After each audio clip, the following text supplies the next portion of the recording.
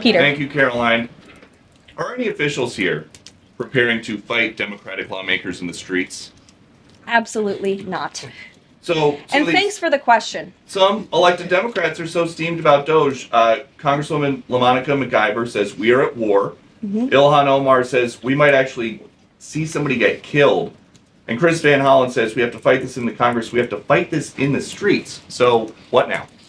And may I just point out, if you heard that type of violent, enticing rhetoric from our side of the aisle, from Republican leaders on Capitol Hill, I think there would be a lot more outrage in this room today.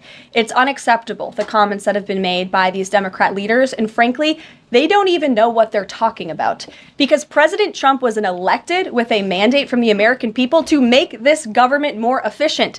He campaigned across this country with Elon Musk, vowing that Elon was going to head up the Department of Government Efficiency, and the two of them, with a great team around them, were going to look at the receipts of this federal government and ensure it's accountable to American taxpayers. That's all that is happening here. And for Democrat officials to incite violence and encourage Americans to take to the streets is incredibly alarming, and they should be held accountable for that rhetoric. It sounds like something that they're most concerned about is Doge engineers with access to Treasury systems. Can you clarify, do the Doge engineers have read-only access in these systems, so they are not allowed to write new code? No. They are not, okay. No. And then one more thing. NBC is reporting that some of the illegal immigrants that we've seen rounded up and arrested are not being deported. They're being released with ankle or wrist monitoring devices, or they have to check in on the phone. So is the administration arresting more people than you have room for? I have seen the reports, and I'm glad you brought it up because we want to address it. There have been a total of 461 illegal aliens, this is of this morning when I got this information from DHS, that have been released from custody of the more than 8,000 that have been arrested since President Trump was inaugurated. It's less than 6%, and there are reasons for their release. Some of the factors include a lack of significant likelihood of removal in the foreseeable future, lack of detention availability, which is something this president and this administration has been incredibly vocal about. We are doing everything we can to deport and detain illegal immigrants, but we need Congress's help to increase funding for Border Patrol and for ICE to increase detention capability in our facilities. And then other serious medical conditions have also been the reasons for some of the release of these individuals. But none of them have final deportation orders. Many of them are probably contesting their immigration status. I'd refer you to DHS for more details, but I did get that information because I knew it'd be a question. So thank you. Sure. Caroline? Yes. The president and you here again today have made clear, given the devastation, you think Palestinians have no choice but to leave Gaza and go elsewhere. But Palestinians say this is their home. They don't want to go. The president last night said he's willing to use the military if necessary. Is the U.S. prepared to remove Palestinians from Gaza by force? The president is prepared to rebuild Gaza for Palestinians and all people in the region, peace-loving people who want real economic development and opportunity in the region. This is a region that has been controlled by Iranian-backed terrorists, Hamas, who have brutalized not just Israelis but Palestinians too. It is because of Hamas that you see those images on that screen, that Gaza has become a demolition site because Hamas launched that brutal attack on Israel on October the 7th. And so again, I would stress, President Trump wants to ensure that this can be a place where all people can live in peace. He is a peacemaker in chief. He made that very clear in his first term. And as for how that will be accomplished, the president and his team are talking with our allies in the region to consider next steps. But should the American people be prepared to see U.S. military on the ground fighting a ground war against Hamas? Again, the president has not committed to U.S. troops in the region. But it is an option. I have said that the president has not committed to that yet. Garrett, great to see you here today. Thank you. On Gaza, the president has spent basically his entire public career criticizing foreign entanglements, nation building, sending American troops to fight abroad, particularly in the Middle East. This plan seems like it could ultimately involve all of those things.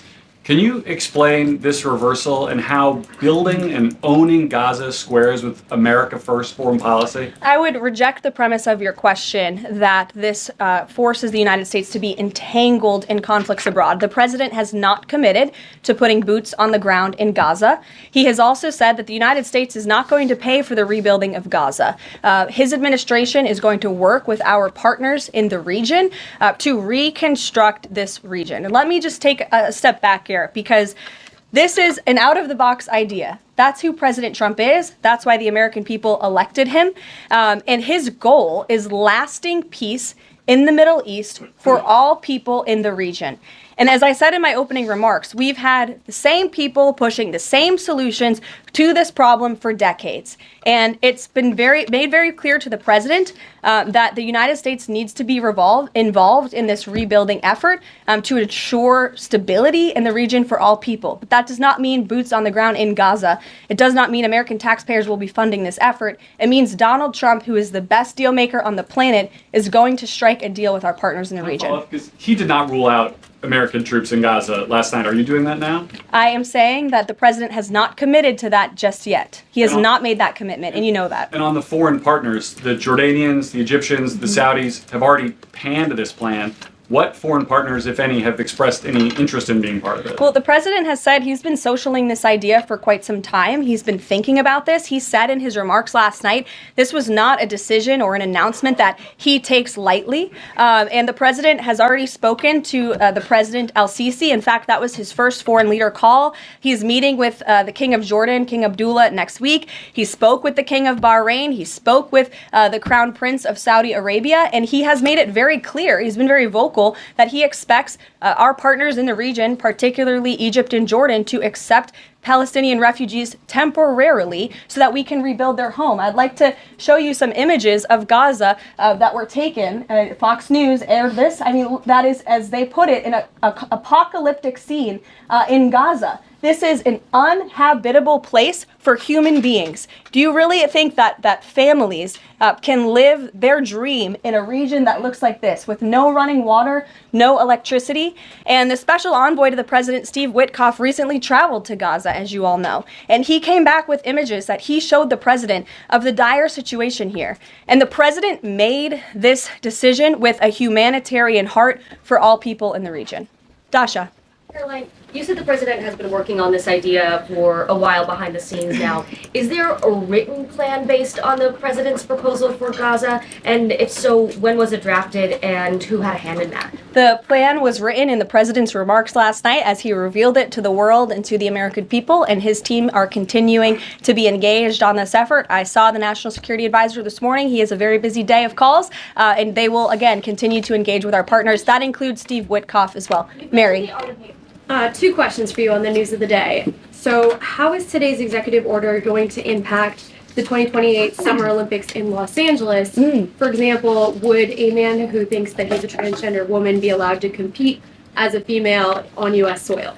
It's a very good question, and the president has actually mentioned this, that he does expect the Olympic Committee and the NCAA to no longer allow men to compete in women's sports. And I think the president, with the signing of his pen, starts a very public pressure campaign on these organizations to do the right thing for women and for girls across the country. Again, this is an incredibly popular position. There have been many notable female athletes who have had the courage to speak out against some very powerful institutions in this country. They deserve to have a voice and a say. The president is bringing their voice to the highest level at the White House this afternoon, and he expects these organizations to comply with this federal executive order that he'll be signing today. Thank you. And one more. On media coverage of this executive order and the topic in general, what's the White House's view of framing that calls men transgender females, or similar rhetoric coming from organizations like the ACLU and GLAAD? Well, it's been very clear. The policy of this administration is that there are only two sexes, male and female. Pretty simple. Brian Glenn. Yes. USAID has gotten a lot of attention in the last couple of days with some of these bizarre things that we've been, taxpayers have been funding. Now it looks like there are a couple media outlets that have been dragged into this conversation as far as USAID funding as well. Does the president have any comment on that? So upon coming out here to the briefing room, I was made aware of the funding from USAID to media outlets, including Politico, who I know has a seat in this room. And I can confirm that the more than 8 million taxpayer dollars that have gone to essentially subsidizing subscriptions to Politico on the American taxpayers' dime will no longer be happening. The DOJ team is working on canceling those payments now. Again, this is a whole of government effort to ensure that we are going line by line when it comes to the federal government's books. And this president and his team are making decisions across the board on, do these receipts serve the interests of the American people? Is this a good use of the American taxpayers' money? If it is not, that funding will no longer be sent abroad, and American taxpayers will see significant savings because of that effort. Thank you. I'd like to give some love to the back row. I've heard that unfortunately they haven't been called on in years past. So Reagan, why don't you go ahead? Thanks, Caroline.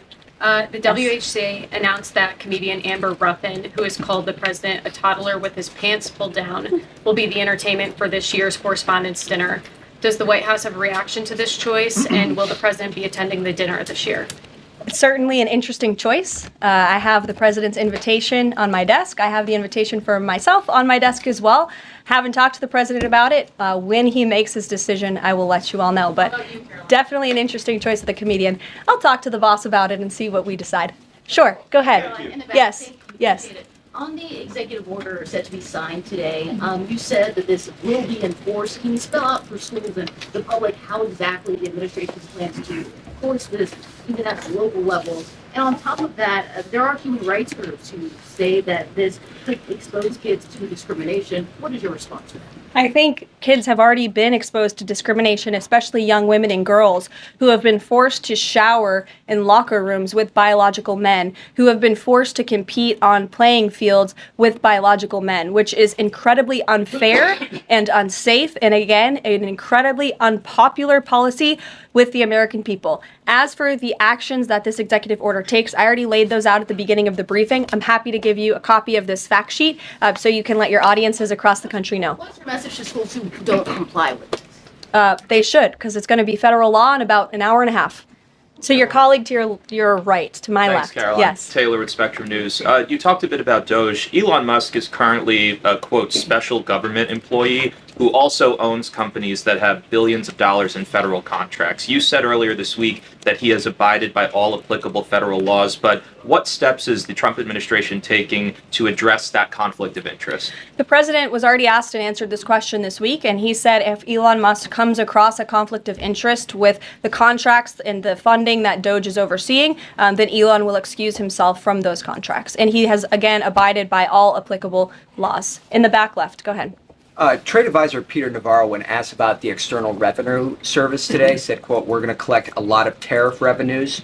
And we're going to get tax cuts out of it. Is it the official position of the White House that tariffs will lower taxes for Americans? The president has always been clear that he believes tariffs are a tax on foreign nations, and he's committed to cutting taxes for the American people here at home. He also believes tariffs are a great revenue raiser for this country, and that's exactly why he has committed to the creation of the External Revenue Service, which I think is a phenomenal idea.